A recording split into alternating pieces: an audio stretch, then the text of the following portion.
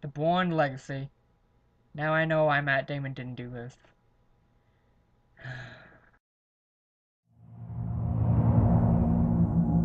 What's your name? Kenneth Gibson. Hi, can I have one ticket to go see Total Recall again? Please? Okay, I'm just kidding, guys. Well, sort of. It's not a bad movie, but it's not a good one either. Will you give yourself to this program? Yes, sir. I saw it in the biggest theater in the movie theater I was in, and it still didn't make a difference. It just enhanced better, I guess. I mean, I'm glad I got to go to a screening where I didn't have to pay, but I would have paid to this movie. But now that I've seen it, I don't know if I want to pay for it. I mean, it does fit in with the Bourne movies. I just don't know where, because it has events. It shows events like clips from the third movie, but it feels like it's placed in the second one between the third one, and it just feels misplaced to me. There is nothing that you wouldn't do for this country. You have the strength to do what's necessary. But there are a lot of good things about it. Let's start with that. The direction is actually quite well done. And I love how everyone who supported making this movie brought in their own game and, like, invented something new. Like, they care about the series. The audiences love this franchise, so it's pretty exciting to take on such a responsibility. It's a complete offshoot from the trilogy that came before. The new cast members are refreshing and they're quite entertaining. Jeremy Renner is just, like, the best thing in this movie, really. He carries the movie. I want to see more scenes of him, like, be in the program, but no, it's just him trying to find, basically, a drug, because he's run out of drugs, like, good drugs that make him what he is, and it's just a chase film. Rachel Weisz is in this movie, and I saw her in, like, The Mummy, I think. That was, like, the only movie I saw her in. And she's great. She's excellent in it, too. And the relationship between her and Jeremy Renner guy, they felt a lot like Bourne Identity. It's not really like exactly like it, but it feels very similar. The scenes together in this movie are quite outstanding and carry the movie, and I love them. I didn't buy them as a couple, but I just still love them. Aaron needs Marta to survive, and they're trying to kill her as well. Hey, look, it's me.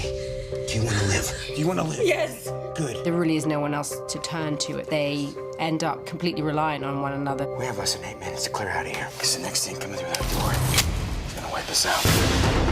They're not dead? I thought they were dead. It's run and gun from that point on. The Bourne Legacy is raw, exciting, dangerous, edgy, sexy. And the stakes really don't get any higher. Edward Norton is in this movie. Doesn't do much. Nope. We have to get ready. You're ready for what? He and Jeremy Renner meet once in the past. I thought he would be like a good bad guy, like the main villain. Nope. Just some guy in a computer room. He's like the nicest guy who can give you orders. He was good in what he was in, but still, he didn't do anything. A lot of people are mentioned, and I like how they, like, mention them. But I wish some of them were in there, like Pamela Landon, I think. She's in one scene, and it's the most useless scene to be in. Just going into a car. Really? How is he? He's prepped. Oh, that has healed well. What do you think that we do out there, Doc? The plot is actually pretty cool. Find him fast and kill him. We wanted to create a larger conspiracy. The Treadstone program that you saw was only one program. Treadstone, or at least I think it's Treadstone, because this film can get confusing. They want to destroy all the evidence, and they just want to, like, get rid of all the agents, and so they do, and that they think they killed Jeremy Renner, but they proved him wrong. The beginning of this movie is very similar to another movie that came out earlier this year.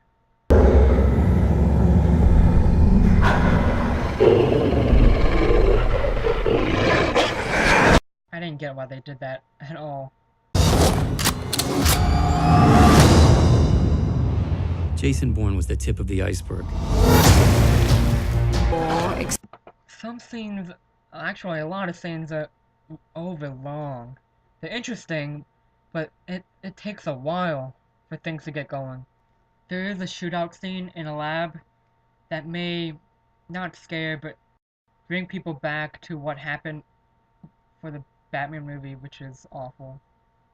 The action is good, but it's quick, it's fast, and it doesn't feel like a Bourne movie. Well, actually, scratch that, because some of it does, like the end chase scene, that was very similar. It's Aaron Cross. We have never seen evaluations like this. He's Treadstone without the inconsistency. The film is quite long, and it doesn't need to be. Beginning, middle, great, kind of fantastic, end. Okay, so the middle is great because Jeremy Renner has these great plans that he makes with Rachel Weisz, and they like start a partner relationship thing. They don't really make out or anything. They're just like kind of friends, and like they do these great things. And when they go to like the certain place to get the drug, that's when the movie really picked up, like the last 30 minutes. And then there's a great, exciting, intense chase scene, as I've said before. And you're watching, you're like, oh, okay, that's really cool. And then the movie ends on a note you're not expecting. It's a bait and switch, and it does a salt move on you. It's pathetic. It's crappy, and it's pathetic. You still want it to go on, even though it's a long movie, and it just like, to be continued, and people walked off and like, booing and all that. And I was just sitting in my seat saying, really? Is that how you're gonna end the movie? I love the music, though. The music's in the all Bourne movies. It's so good. I've never met anybody in the program. So how many of us are there? You ask too many questions. Jason Bourne is in Manhattan. Confirmed. What? That's all I have. Gotta go. So I have to say the movie was mildly interesting. You're keeping up with the characters, but you're not really understanding what they're doing and why they're doing it. He wants to go against Treadstone, and I don't really see why. It's just all this like complexity stuff, and it's alright. But it does feel like a Bourne movie, sort of like a type of Bourne movie.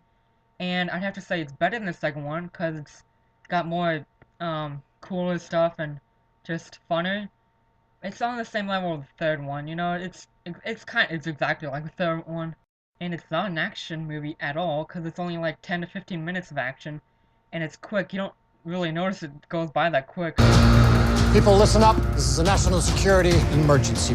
The FBI is investigating links between Treadstone and this man, Jason Bourne. But we need some sort of plot to, like, say, oh, something bad is happening and he has to go after Treadstone now, or Treadstone's gonna make him kill some people. We need something like that. You think you get one, but you don't. You realize you don't. You're just having an empty bag of goodness. Goodiness. We need more combat scenes and less chase scenes, because we got quite a few chase scenes in the Bourne trilogies. They're about the same level, because there's like 2 action scenes and 2 chase scenes, which go by very fast, as I've explained. But, I mean, they're not bad. They're, like, equal. If Matt Damon's gonna be in it, like, at all, he isn't. Make him come at the very end when he's like, hey, Jeremy Renner, he isn't in it! But there's probably no way they're gonna do that. Thank you. Matt Damon's like, I heard he's not gonna be in it at all, so... oh well. In no way, shape, or form does Jeremy Renner have to lose his memory at all. They can't just, like, insert him with a serum. Oh, where am I? At the end, that would be an awful ending if he's at the end, if he's like, oh, who am I? No. That idea actually could have worked, because it would have been a better ending than this piece of... We need a main villain that he's gonna face off at the end. They're gonna, like, either the guy can be from Treadstone or from someplace else. I actually hope he's from Treadstone, and then he quits, and then he's like, oh, you, Bourne, some way, shape, or form, I am going to fight you. Okay, I know I'm being kind of overly stuff, but still, we need a main villain, because the other films, yeah, I couldn't tell who the villain was, just different people he's fighting, and yeah.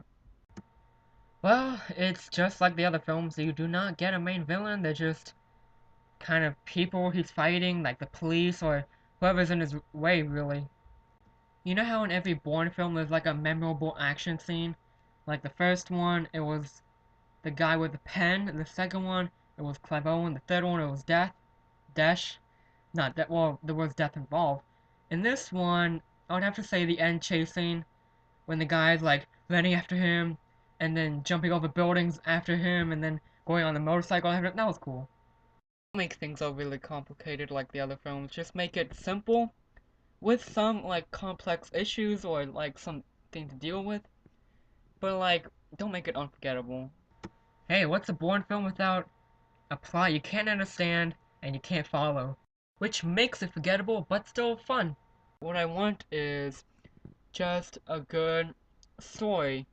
You know, just like something that we can care about Jeremy Renner, or something that we can like say like, oh my gosh, like edge of your seat kind of stuff, and like surprises and twists and like just mind blowing. It did have a good story, I'll give it that. The plot was actually engaging.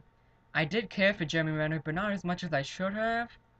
There were more twists than surprises, which is disappointing because there's like scenes of just talking and it kind of loses your interest, but the twists were still cool. It just wasn't mind-blowing, you know, which is a disappointment. There's better films out there like Safe House. I need to review that, don't I? I go down for this, Mark. You were given a Ferrari, and your people treated it like a lawnmower. You're asking me to wipe the most valuable assets we've ever put in the field. You're gonna start to consider the magnitude of what we're facing if this moves sideways on us? Meaning what? Meaning we will burn the program to the ground.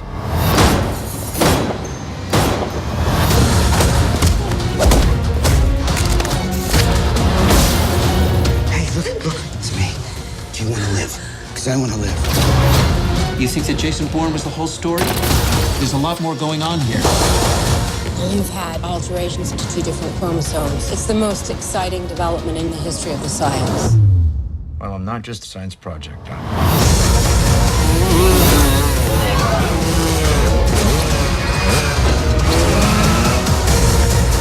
I gave them everything. We both did.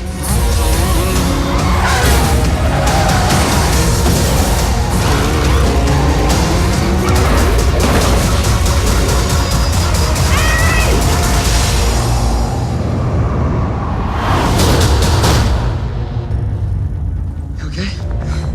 Let's go. The screening I was in, it took a while, or at least it felt like a while to get in and to get started, because, I don't know, there's like some difficulties or something, whatever. And there's these guards on both sides of the theater. They're like dressed in these Men in Black outfits, and they're like, if you turn your phone on even once during this movie, we will come to you in the seat you're in and kick you out. And the guy next to me is like, you hear that, kid? He was already mad at me because he had to save my seat because I went to go get something to eat because I was like the only one. Yeah, I was by myself. Anyway, I was like, oh do. And then the lights are turning down, everybody's like, shh. And then during the middle of the movie, like when Bourne goes to save Rachel in the house, the guy's like, oh, YouTube. And then the guards come next to him and he's like, no, oh, no, I wasn't on my phone. What do you, no. Just go, sir. I was like, yeah. It was a pretty sweet moment. That's all I gotta say.